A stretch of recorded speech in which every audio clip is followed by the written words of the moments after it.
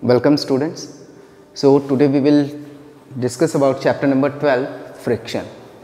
So बेटा friction के बारे में आप लोग पहले ही जान चुके हैं कि friction is a type of contact force.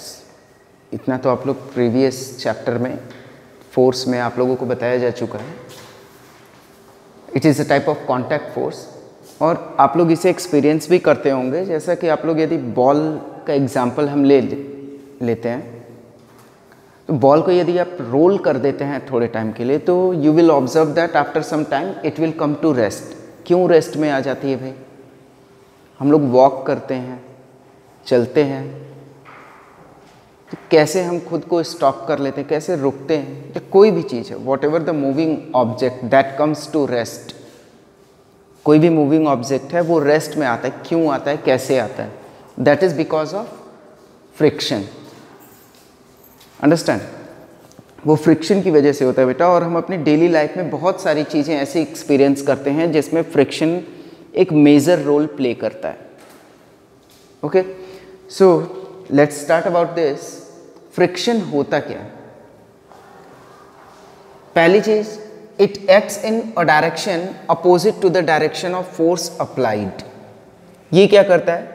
ये एक्ट करता है बेटा opposite to the direction of force applied. Means यदि हम फोर्स लगा रहे हैं, जैसे हमने पढ़ा था कि फोर्स इज अ पुश और पुल, तो हम किसी चीज़ को पुश या पुल करने के लिए फोर्स लगाएंगे तो ये जो फ्रिक्शन होगा it acts in the opposite direction of the force that is being applied by us on any object.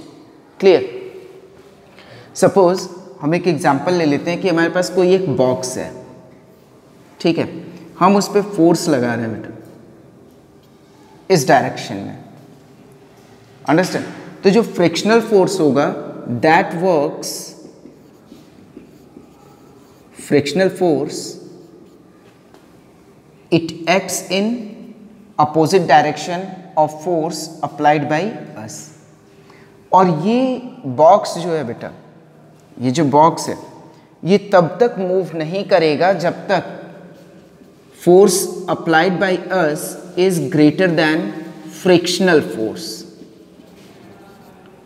जब तक कि हमारा जो हम फोर्स लगाएंगे वो फ्रिक्शनल फोर्स से ज़्यादा नहीं होगा तब तक ये ऑब्जेक्ट मूव नहीं करेगा, हम कितना भी पुश कर लें.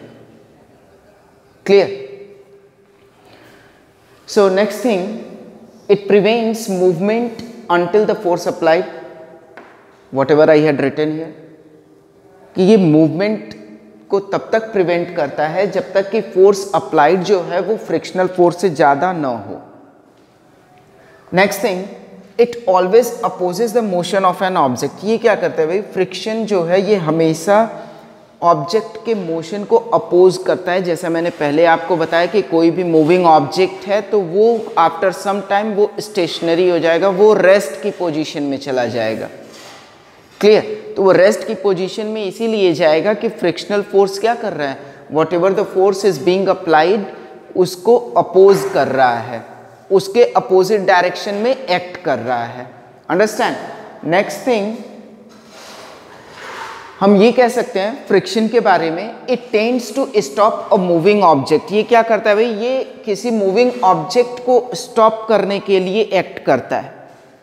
And also it tends to prevent a stationary object from moving. यदि कोई स्टेशनरी ऑब्जेक्ट है भाई, ये तो मूविंग ऑब्जेक्ट की बात हुई थी कि मूविंग ऑब्जेक्ट को ये स्टॉप कर देगा, बट जो कोई भी ऑब्जेक्ट यदि स्टेशनरी पोजीशन में है, स्टेशनरी ऑब्जेक्ट मीन्स वो रेस्ट की पोजीशन में है, तो उस ऑब्जेक्ट को भी ये मूव करने से रोकता है, प्रिवेंट करता है, स्टॉप करता है.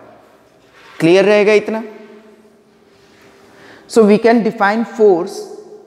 सपोज किसी ने पूछ दिया भाई how can you define force, तो अब इतनी सारी चीजें तो बताएंगे नहीं उसको.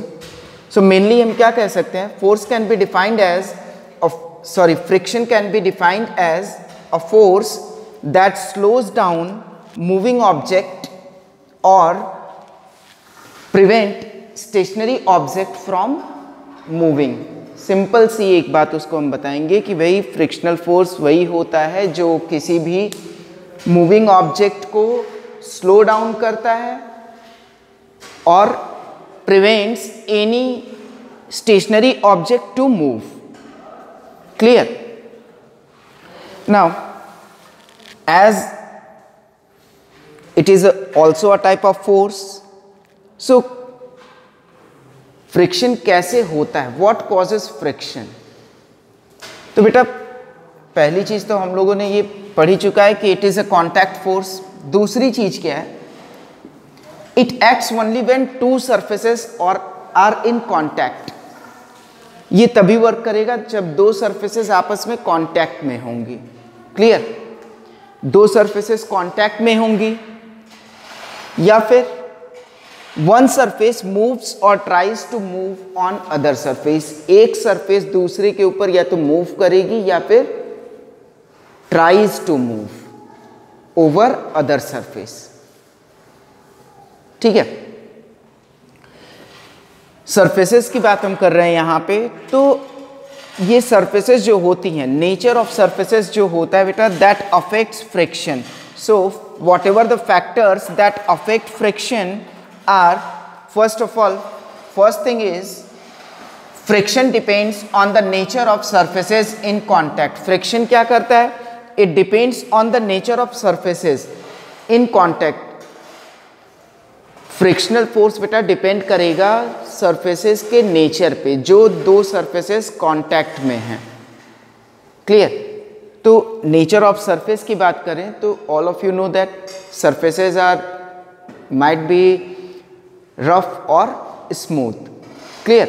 तो जहां पे सपोज हम करते हैं कि टू रफ सरफेसेस जो हैं, दो रफ सरफेसेस आपस में यदि कांटेक्ट में हैं, तो वहां पे क्या होगा, उनके जो ग्रूव्स हैं, उनके जो रिजेस हैं, they are going to interlocked with each other. तो जब वो आपस में इंटरलॉक्ड होंगे, इंटरलिंक्ड हो जाएंगे, तो वहां पे क्या होगा बेटा, फ्रिक्शनल फोर्स बढ़ जाएगा। But if two surfaces are smooth and they are in contact with each other, दो स्मूथ सरफेसेस होंगी आपस में कांटेक्ट में, वहां पे क्या होगा, फ्रिक्शनल फोर्स जो होगा वो डिक्रीज होगा, रिड्यूस हो जाएगा, कम हो जाएगा। Clear? Another thing, friction depends on the mass of moving object. It so हम ये कह सकते हैं कि जो मास होता है ऑब्जेक्ट का, that also affect friction. Understand? Mass of an object, mass of an moving object or object, it also affects friction. कैसे अफेक्ट करेगा भाई? तो मास जितना ज्यादा होगा बेटा, वो मास क्या होगा, जितना ज्यादा होगा फ्रिक्शनल फोर्स भी उसी अकॉर्डिंग होगा। क्लियर? उसी अकॉर्डिंग होने का क्या मतलब है, मास यदि ज्यादा हुआ तो जो ग्रूव्स होंगे, रिजेस होंगे सरफेस के उसकी, वो क्या होंगे, उनको ज्यादा फोर्स अप्लाई होगा ताकि वो इंटरलिंक्ड हो सके अदर सरफेस से। ठीक है? तो ये थी बातें कि फैक्टर्स जो है वो अफेक्ट कैसे करते हैं फ्रिक्शन को। क्लियर? सो आज हम लोगों ने यही जाना भाई कि फ्रिक्शन क्या होता है and how it causes and whatever the factors that affect friction. Clear? So this is all for today's class. Thank you and have a nice time.